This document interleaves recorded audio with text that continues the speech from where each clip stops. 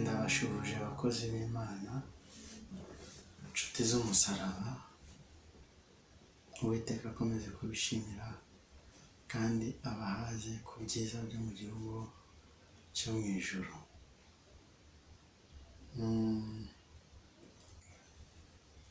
Mbashimiye cyane kubwo kunkurikirana munakanda subscribe, kwikandukanda kuri iryo jambo ry'umutuku hamwe no kukazogera. Mbashimiye kubw'ibyo, kubw'umusanzu wanyu ukomeye kugira ngo ivugabutumwa ribashe kugera kure. Wowe muntu ujya wibaza ngo uti wacuranga gute indirimbo zo mu gitabo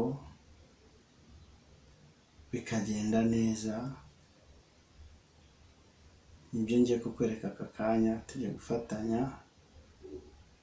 Ni indirimbo yo mu gitabo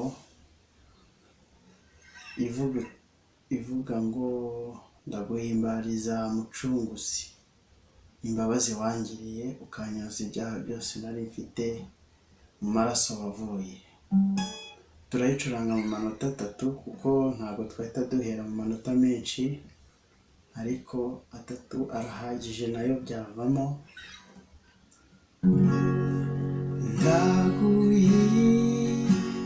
Ndaguhimbariza mucunguzi, imbabazi wangiriye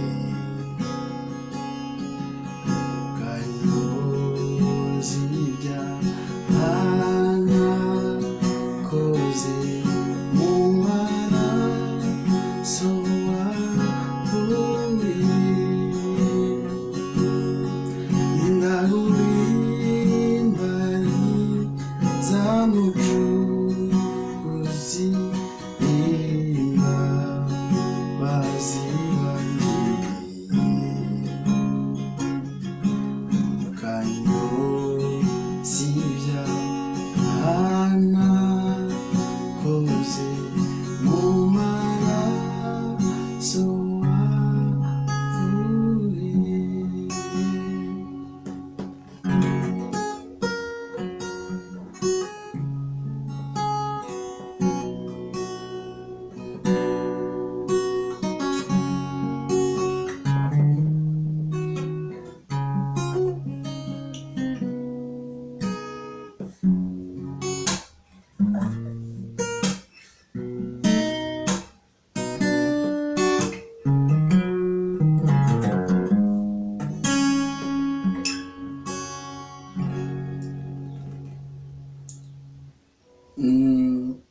Impamvu mbikoze gutya ni kugira ubashe kumenya ko hari n'izindi nzira byacamo.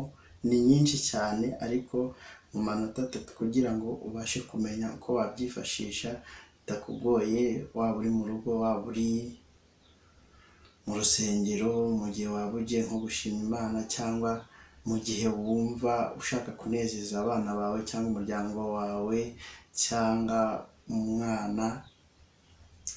Aka kantu nakoresheje bakita kapo, nagakoresheje mu buryo bwa transpose, ariko amanota nakoresheje ni mi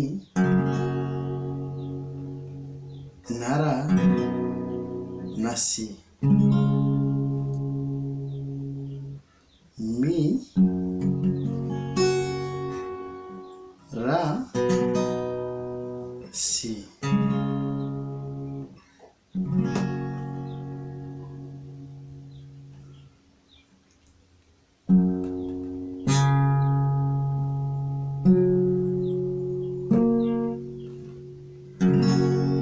Iyi ni mi, ni kode bita mi. Ra, izi ntoki 3, 1, 2, 3 muri kave ya 2 urazigerekeranya. Ufate gutya uvuze uhereye ku mugozi wa 5.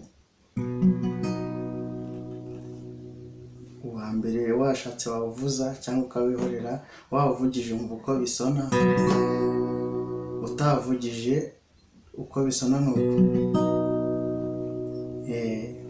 si aka karafata uhereye ku wa gatanu muri kave ya kabiri, noneho aka gakurikira gahera kararambika uhereye ku wa kane kageze gafate itatu, umwe ibiri itatu.